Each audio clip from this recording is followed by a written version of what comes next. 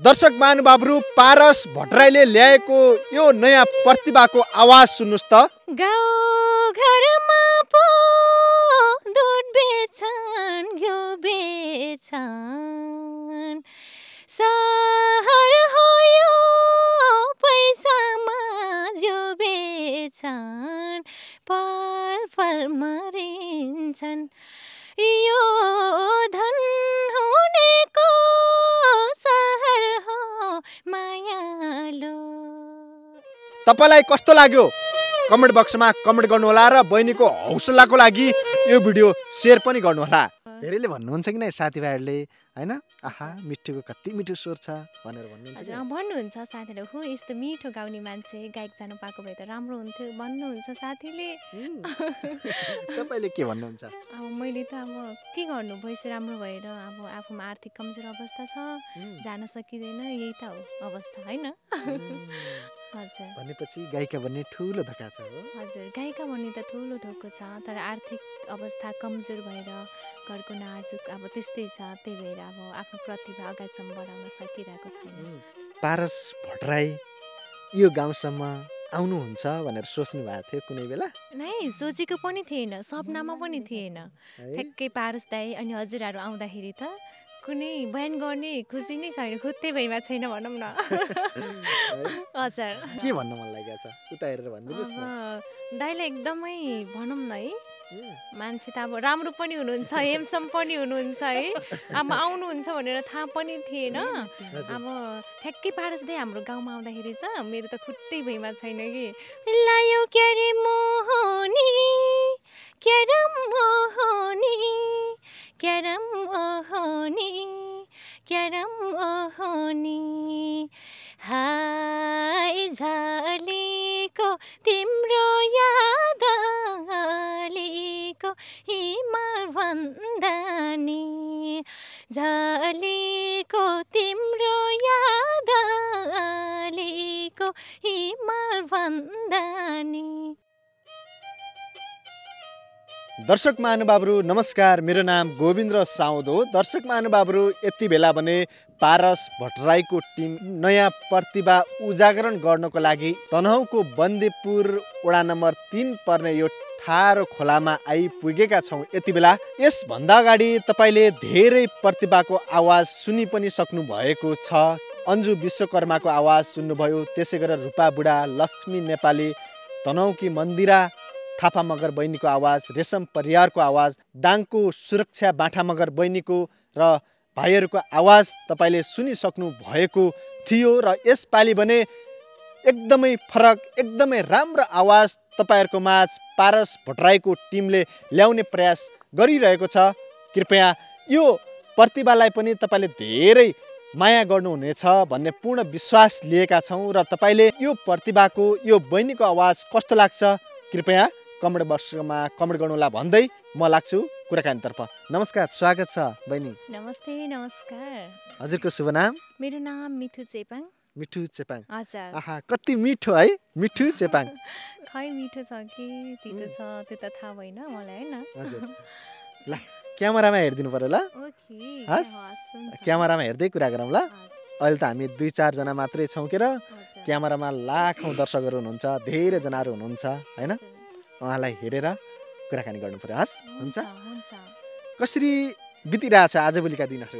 आजभोलिका दिन त अब त्यही मेलापात जाने घरायसी कामहरू गर्ने गोठालो जाने त्यस्तै बितिरहेछ भनौँ न है। यति बेला भने पारस भट्टराईको टिम तपाईँको आवाज धेरैजना सामु राख्नको लागि यो खहरे ठाडो खोलामा आइपुगेको छ। कस्तो लागिरहेछ? मलाई एकदम रमाइलो लागिरहेछ। हजुरहरू त्यति टाढाको दाइहरू आउनुभयो दुःख गरेर होइन अब हामीलाई भेट्नुभयो।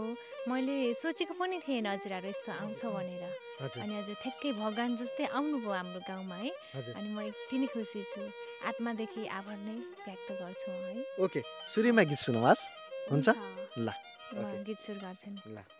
गाउँ घरमा पो दुध बेच्छन् घिउ बेच्छन् सहर हो यो पैसामा जिउ बेच्छन् पल पल मरिन्छन् यो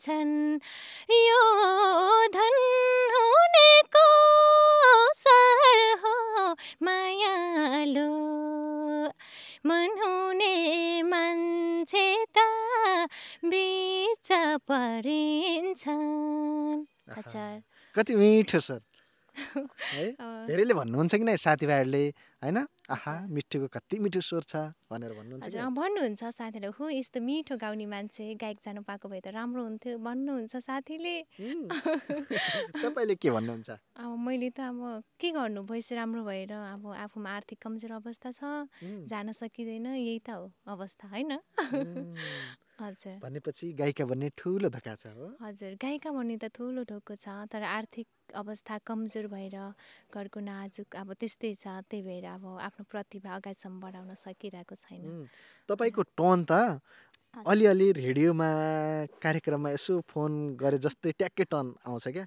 गर्नुहुन्छ हजुर कार्यक्रममा त म फोन गर्छु बन्दीपुर एफएममा चाहिँ म कार्यक्रम सुन्छु नियमित रूपमा अनि कल पनि गर्छु तर कार्यक्रम चाहिँ चलाउँदिनँ है त फेरि फोन गर्नुहुन्छ नियमित श्रोता हुनुहुन्छ हजुर अब रेडियोलाई माया गर्ने मिडिया प्रेमीलाई धेरै माया गर्ने अब साङ्गीतिक क्षेत्रमा रुचि राख्ने चाहिँ यस्तो एकदम मेरो बच्चैदेखिको कि यस्तो अब मिडिया प्रेमीहरूलाई माया गर्ने रेडियोमा फोन गर्ने चाहिँ छ भनौँ न है ए, छ हजुर है। हजुर धेरैजनाहरूलाई रेडियोमा फोन गरेर तपाईँको आवाज सुनाउँदाखेरि पछि फोन गर्नुहुन्छ कि नै कुनै साथीहरूले कुनै साथीहरूले त अब फोन गर्नुहुन्छ ल है मिठो यति मिठो गाउने मान्छे पछि त हट्नु हुँदैन भन्नुहुन्छ के गर्नु हट्नु हुँदैन भने सोचे जस्तो हुँदैन होइन त्यही त एकदमै हजुर तपाईँको आवाज मिठो भएर अवसर नपाएको हो खै आवाज मिठो भएर कि अब नमिठो भएर अवसर नपाएको त्यो चाहिँ मलाई थाहा भएन होइन